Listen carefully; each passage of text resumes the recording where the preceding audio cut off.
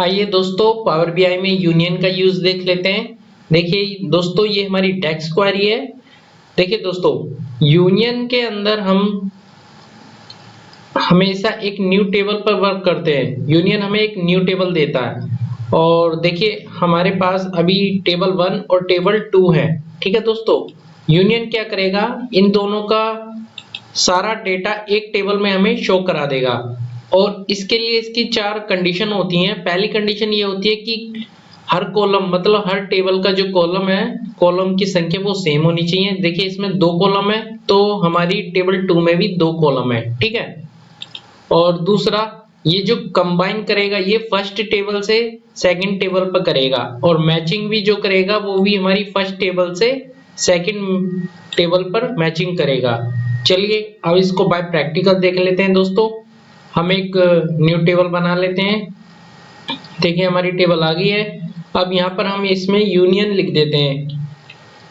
इस टेबल का नाम हम टेबल यूनियन लिख देते हैं, यूनियन। ठीक है, चलिए इसका यू बड़ा कर देते हैं ताकि आपको आसानी रहे समझने में। उसके बाद हम अपना यूनियन का लेते हैं और यहाँ पर टेबल ले लेते हैं दोस्तों, टेबल 1 ले लेते हैं। उसके बाद कॉमा लगाते हैं और यहाँ पर हम अपनी टेबल 2 ले लेते हैं दोस्तों।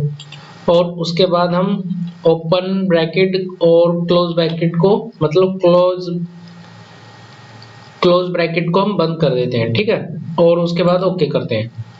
तो देखिए दोस्तों यहाँ पर हमारा जो टेबल 1 और टेबल 2 में डेटा था वो सभी डेटा आ गया है। और कहाँ से आया है, फर्स्ट टेबल से। देखिए हार्ड डिस्क और माउस।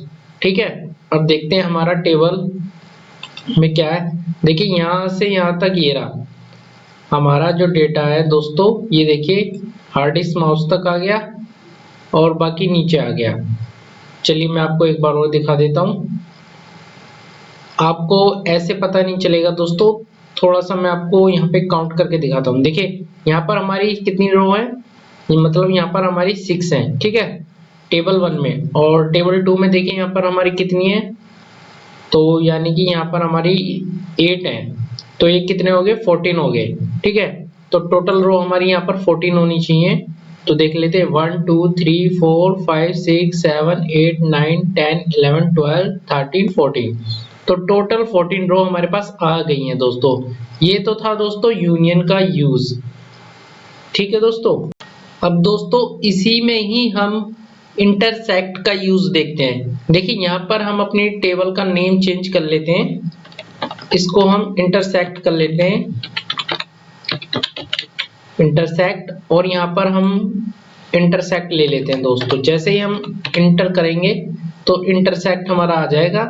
और अब हम इसको क्वेरी को रन कर देते हैं। तो ये क्या करेगा दोस्तों, इंटरसेक्ट वो डेटा देगा जो हमारा मैच हो रहा होगा दोनों टेबलों में। तो देखिए मैं आपको दिखा देता हूँ इसको रन करके। तो देखिए पेंसिल और माउस। अब हम 1 बाय 1 देखते हैं। टेबल 1 में जाते हैं तो देखिए दोस्तों यहाँ पर पेंसिल है और माउस है। अब टेबल 2 में देखते हैं क्या ये है सेम। तो देखिए यहाँ पर भी पेंसिल और माउस दोनों की अमाउंट सेम है।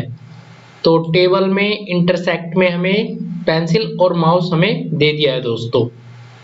अब दोस्तों इसी में हम एक्सेप्ट का यूज देख लेते हैं। तो हम अपनी टेबल का नेम चेंज कर लेते हैं। सबसे पहले दोस्तों हम यहाँ पर लिख देंगे एक्सेप्ट और इसका ई हम बड़ा कर देते हैं दोस्तों ताकि आपको थोड़ा समझने में आसानी रहे। अब यहाँ पर भी हम इसको इंटरसेक्ट को हटा के एक्सेप्ट लिख देंगे। जैसे हम ई प्रेस करेंगे तो एक्सेप्ट आ जाएगा। अब हम इस क्वेरी को रन करते हैं, ओके पे या राइट पे क्लिक करते हैं।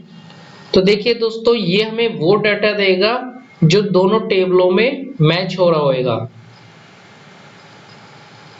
मतलब ये डुप्लीकेट डाटा, मतलब जो डेटा इस टेबल में मैच हो रहेगा उसको हटा के जो बचेगा डेटा वो देगा हमें।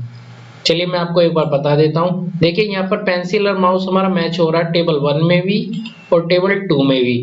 तो दोस्तों ये क्या करेगा, एक्सेप्ट ये इन दोनों को हटा देगा और बचा हुआ डेटा हमें देगा।